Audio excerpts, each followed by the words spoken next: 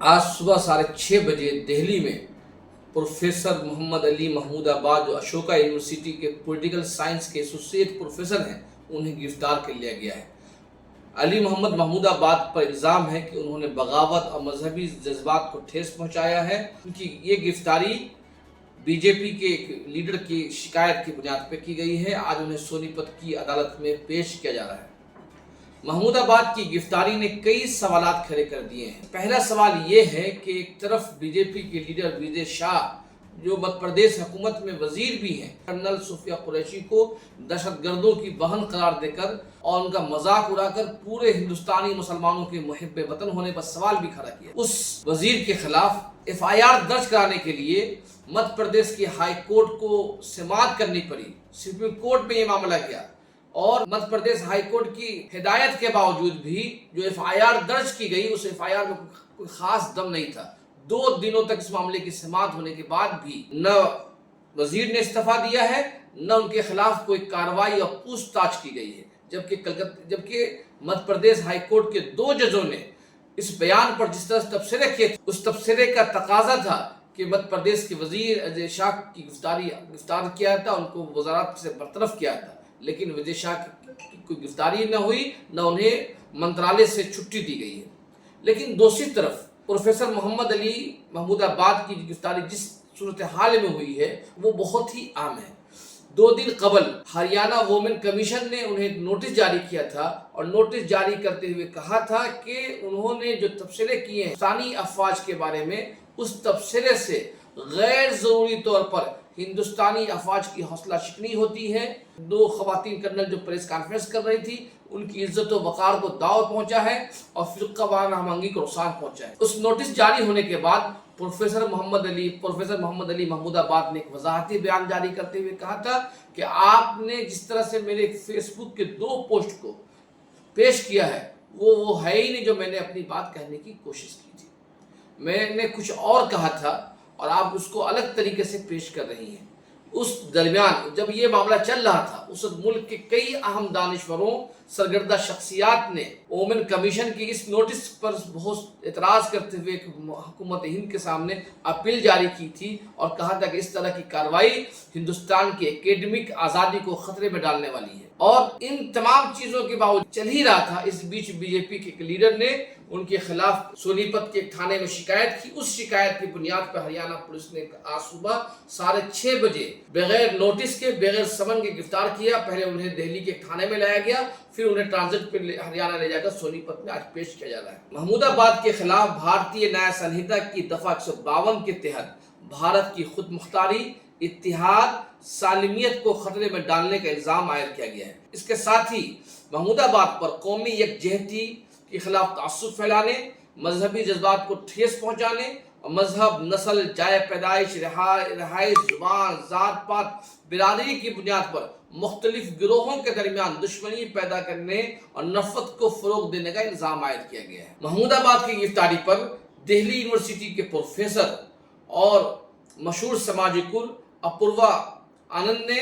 بہت ہی سخت اعتراض کرتے ہوئے ملک کی ہائی کورٹ اور سپریم کورٹ سے اپیل کی ہے کہ اس معاملے میں مداخلت کرے۔ اب سوال یہ ہے کہ آخر محمود آباد کی گرفتاری کیوں ہوئی ہے؟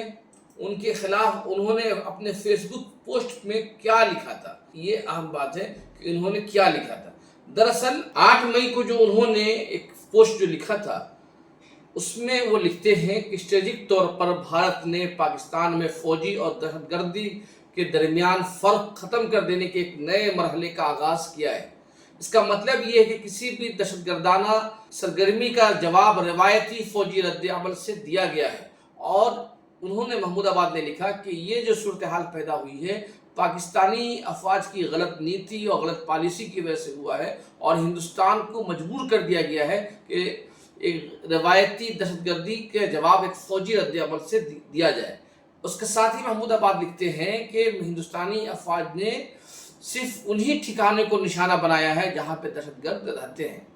اور اس کا واضح پیغام ہے کہ ہندوستان کی جو فوج ہے وہ پاکستان کی فوج اور پاکستان کی حکومت سے براہ راست جنگ لڑنا نہیں چاہتی ہے۔ ہندوستانی افواج کا مقصد صرف اور صرف دہشت گردوں کو نشانہ بنانا تھا۔ لیکن اس کے ساتھ ہی محمود آباد ان لوگوں کی سخت تنقید کرتے ہیں، جنگ کا مطالبہ کرتے ہیں اور جنگ کی حمایت کرتے ہیں۔ وہ محمود آباد لکھتے ہیں، جو اپنی فیس بک پوسٹ میں لکھا ہے کہ جنگ کی حمایت وہی لوگ کرتے ہیں جو سرحد سے کافی دور رہتے ہیں، جو سرحد کے پاس رہتے ہیں اور یا جنگ کی حالت میں کبھی نہیں رہا ہے، انہیں معلوم ہی نہیں ہے کہ جنگ کیا ہوتی ہے، جنگ کیا تباہی لے کر آتی ہے۔ دوست اس کے ساتھ ہی محمود آباد نے کہ 6 اور 7 جنوری کے درمیان کی رات میں جب آپریشن سندور ہو گیا، اس کے اگلے دن صبح 11 بجے جب ہندوستانی افواج کی پریس کانفرنس ہوئی، اس پریس کانفرنس میں 2 خواتین فوجی آفیسر جس میں کرنل صفیہ قریشی شامل تھی، وہ سامنے آ کے پوری کارروائی کے بارے میں بتاتی ہے۔ اس واقعے کا ذکر کرتے ہوئے محمود آباد نے لکھا کہ یہ بہت ہی خوشنما منظر تھا کہ اس ہندوستانی افواج کی کارروائی کے سلسلے میں بتانے کے لیے 2 خواتین افسر سامنے آئی، ان خواتین میں ایک مسلم خاتون آفیسر بھی ہیں۔ یہ بہت ہی حسین منظر ہے۔ آگے لکھتے ہیں محمود آباد کہ کرنل صفیہ قریشی کی تعریف انتہا پسند دائیں بازو کے لوگ کرتے ہیں جو عمومی طور پر مسلم خواتین پہ حملے، موب لنچنگ اور مسلمانوں کو بدنام کرنے کی کارروائیوں میں ملوث رہے ہیں۔ آگے وہ کہتے ہیں کرنل صفیہ قریشی کا سامنے آنا خوشنما منظر ضرور ہے، لیکن یہ زمینی حقیقت نہیں ہے۔ زمینی حقیقت اسی وقت ہو سکتا ہے جب ہندوستان میں تمام خواتین کو برابر حق ملے اور جب تمام خواتین کو اسی درجے کا مقام حاصل ہو جو کرنل صفیہ قریشی کو ہو۔ اگر یہ نہیں حاصل ہوتا ہے تو یہ صرف دکھلاوا ہے، منافقت ہے، اس کے علاوہ کچھ نہیں ہے۔ مطلب ایک طرف محمود آباد جو ہے کرنل صفیہ قریشی کے نمودار ہونے کی تعریف بھی کرتے ہیں اور کہتے ہیں کہ جو ہندوستان میں جو تنوع ختم ہو رہا تھا اس کو ایک نمایاں کرتا ہے کہ ہندوستان آج بھی تنوع میں یقین رکھتا ہے، لیکن ساتھ ساتھ وہ یہ بھی کہتے ہیں کہ اس تنوع کا جو دکھاوا ہے یہ زمین پر اترنا چاہیے۔ ہندوستان کی ہر سطح پہ، سماج کے ہر حصے میں خواتین کو برابری کا حصہ ملے، چاہے وہ خواتین کا تعلق کسی بھی سماج اور معاشرے سے۔ اس کے بعد وہ اگلے 11 مئی کو ایک لمبا پھر پوسٹ لکھتے ہیں 11 مئی کو۔ اس 11 مئی کے پوسٹ میں انہوں نے ایک طویل پوسٹ لکھنے کے بعد یہ لکھا ہے کہ آپ ان لوگوں کی سخت تنقید کرتے ہیں جو کہتے ہیں کہ اسے مٹا دو، پورے ملک پہ قبضہ کر لو، یہ نسل ختم کر دو۔ بولتے ہیں کہ اس طرح کی جو بات وہی لوگ کہتے ہیں جنہیں معلوم ہی نہیں ہے کہ انسانیت کے قتل کرنے کے کیا کیا نقصان ہوتے ہیں، اور جتنا بولنا آسان ہے کہ اسے مٹا دو، اسے ختم کر دو،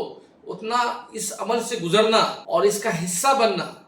چاہے آپ حملہ آور ہو چاہے متاثر ہو، وہ انتہائی مشکل ہوتا ہے۔ اور جنگیں کبھی بھی امن لے کر نہیں آتی ہے، جنگ ہمیشہ تباہی لے کر آتی ہے۔ طویل پوسٹ لکھتے ہیں اور اس کے ساتھ ساتھ وہ مسلمانوں کے مشہور خلیفہ حضرت علی رضی اللہ تعالیٰ عنہ کے اس قول کو بھی نقل کرتے ہیں جس میں کہتے ہیں کہ ایک جنگ کے موقع پہ حضرت علی رضی اللہ تعالیٰ عنہ اپنے ایک دشمن کو پٹک دیتے ہیں، اسی درمیان حضرت علی رضی اللہ عنہ کے منہ پہ وہ شخص تھوک دیتا ہے۔ حضرت علی رضی اللہ عنہ اس کے سینے میں بیٹھے ہوئے ہوتے ہیں، لیکن حضرت علی رضی اللہ تعالیٰ عنہ اس کے سینے سے اٹھ جاتے ہیں اور اس کو نہیں مارتے ہیں۔ جب حضرت علی رضی اللہ عنہ سے پوچھا گیا کہ آپ نے اسے کیوں چھوڑ دیا جبکہ آپ قابو میں پا لیے تھے اور وہ شخص بدتمیز تھا، آپ کے منہ پہ تھوک دیا تھا، اس کے باوجود آپ نے اس کو معاف کر دیا اور اس کے سینے سے اٹھ گئے، تو حضرت علی رضی اللہ تعالیٰ عنہ کہتے ہیں کہ نہیں، میں پہلے جنگ جو لڑ رہا تھا ایک مقصد سے لڑ رہا تھا، جب مجھے منہ پہ تھوک دیا تو اب میں اس کو مارتا تو میں اپنی توہین کا بدلہ لینے کے لیے اس کو مارتا، تو میں اپنے ذات کے لیے اپنی توہین کے خلاف جنگ نہیں کر رہا تھا بلکہ ایک مقصد کے لیے کر رہا تھا۔ اب جب کوئی میرے منہ پہ وہ تھوک دیا تو میرا غصہ مجھ پر حاوی ہوا اور مجھے اپنا بدلہ لینے پہ ابھارا۔ اس واقعے کا ذکر کرتے ہوئے یہ لکھتے ہیں، گیتا کا بھی ایک شلوک ذکر کرتے ہیں جس میں وہ کہتے ہیں کہ ہر وہ جنگ جو جنسی خواہش کے لیے کیا جائے وہ جنگ نہیں ہوتی ہے، اس جنگ سے تباہی لاتی ہے۔ اور آگے وہ نبی حضرت محمد صلی اللہ علیہ وسلم کا بھی ایک قول نقل کرتے ہیں کہ کسی دشمن کو مٹانے کی خواہش مت کرو، بلکہ اگر کوئی دشمن ہو تو اس کی ہدایت کے لیے دعا کرو۔ آگے وہ ان لوگوں کی بھی ترغیب کرتے ہیں کہ جس دن 10 تاریخ کو جب جنگ بندی ہوتی ہے اور جنگ بندی کا اعلان وکرم مصری جو بھارت کی خارجہ سیکرٹری ہیں وہ کرتے ہوئے جب سیز فائر کا اعلان کرتے، اس کے بعد وکرم مصری کے خلاف دائیں بازو کے لوگ، آپ نے دیکھا یہ بات سچ بھی ہے کہ وکرم مصری کے خلاف دائیں بازو کے لوگ ٹویٹر پہ اور فیس بک پہ سوشل میڈیا پہ ایک مہم چلاتے ہیں اور انہیں غدار، ملک دشمن اور وکرم مصری کی بیٹی کو ریپ کر دینے کی دھمکی دیتے ہیں۔ اس کا وہ ذکر کرتے ہوئے کہتے ہیں کہ یہ دراصل یہ جو لوگ ہیں، اس طرح کے جو لوگ ہیں جو اندھے و خون کے پیاسے ہیں उनका कोई मकसद नहीं है। और ये तवील पोस्ट जो महमूदाबाद का जो पोस्ट है पूरा पढ़ने के लायक है। अब अगर गौर से देखा जाए, ये 8 मई और 11 मई के दोनों पोस्ट में प्रोफेसर अली मोहम्मद कुरैशी जिस तरह का पोस्ट लिखा है वो एक एकेडमिक पोस्ट है और कई सवाल पैदा करते हैं कि जंग की मुखालफत करते हैं, लेकिन साथ साथ वो ऑपरेशन सिंदूर की मुखालफत नहीं करते हैं और भारतीय अफवाज की कार्रवाई की मुखालफत भी नहीं करते हैं, लेकिन साथ साथ ये भी कहते हैं कि जंग मसले का हल नहीं है। जंग से तबाही आती है और तबाही जो है इंसानियत की तबाही होती है। और वो आगे एक लिखते हैं अपने 11 मई के पोस्ट में, जिसमें वो खुलकर जंग के खिलाफ लिखते हैं, साफ साफ कहते हैं कि वो लोग जिन्होंने, उनसे पूछो कि जो इस जंग का ईंधन बन गए हैं, जंग क्या चीज़ होती है, उनसे पूछो जिन्होंने इस जंग में अपने औलादों को खोया है, उनसे पूछो उस जंग में अपने बच्चों को खोया है। उन्होंने आगे कहते हैं कि जंग जो है सिर्फ सियासतदानों, फौजी हुक्मरानों और हथियार के सप्लायरों को फ़ायदा पहुंचाने के अलावा कुछ भी नहीं देते हैं। वो कुछ अदाद शुमार भी पेश करते हैं कि इस दुनिया में इस वक्त जो हथियारों का जो कारोबार है वो 2.46 ट्रिलियन रुपए का कारोबार बन गया है। मतलब दुनिया की कुछ ताकतें चाहती हैं कि जंग हो, ताकि जंग होंगी तो उनके हथियार बिकेंगे और हथियार बिकेंगे तो इनका मुनाफा बढ़ेगा। आगे वो लिखते हैं कि इंसानों की जरूरत जो दवाइयाँ हैं उनका कारोबार महज 1.6 ट्रिलियन है। जो इंसान की एक बुनियादी जरूरत है, दवा, जो नई बीमारियां पैदा हो रही है, उसका कारोबार सिर्फ 1.6 ट्रिलियन है। तेल जो इंसानों की जिंदगी में अहम किरदार अदा करता है, जहाज, गाड़ी, मोटरसाइकिल, आमदोरफ्त, इंफ्रास्ट्रक्चर में तेल का किरदार अहम होता है, वो सिर्फ $750 बिलियन का कारोबार अदा करता है। इसका मतलब ये है कि दो चीजें जो इंसान की बुनियादी जरूरत है, दवा, उसका कारोबार सिर्फ 1.6 ट्रिलियन है, और तेल जो आपके इंफ्रास्ट्रक्चर से लेकर आमदोरफ्त, दुनिया से राब्ता करने में अहम किरदार अदा करता है, उसका जो कारोबार का जो हजम है वो सिर्फ 7 पॉइंट है। और लेकिन हथियार जो इंसानों की जरूरत नहीं है, हथियार जिससे इंसानों को खत्म किया जाता है, तबाही लाई जाती है, उसका कारोबार जो इस वक्त पूरी दुनिया में 2.6 ट्रिलियन तक पहुंच गया है। वो ये भी कहते हैं कि कुछ लोग इसराइली कार्रवाई की हिमायत कर रहे हैं, उन्हें क्या मालूम कि फिलिस्तीनियों पे क्या गुजर रहा है, उन्हें क्या मालूम कि औलादों को खोने क्या गम होता है, उन्हें क्या मालूम कि बच्चों को खोने क्या गम होता है। महमूदाबाद के इस पूरे पोस्ट के पढ़ने के अगर कोई आदमी तवज्जो से पढ़ेगा तो उसके अंदर इंसानियत का दर्द उबल के आएगा। और उस महमूदाबाद के दोनों पोस्ट में किसी शख्स का नाम नहीं लिया गया, किसी की तौहीन नहीं की गई, उसके बावजूद हरियाणा पुलिस ने इतने सख्त दफात के तहत गिरफ्तारी की है। दूसरी तरफ हिंदुस्तानी अफवाज की आबरू, इज्जत, कर्नल सोफिया कुरैशी को दहशतगर्दों की बहन,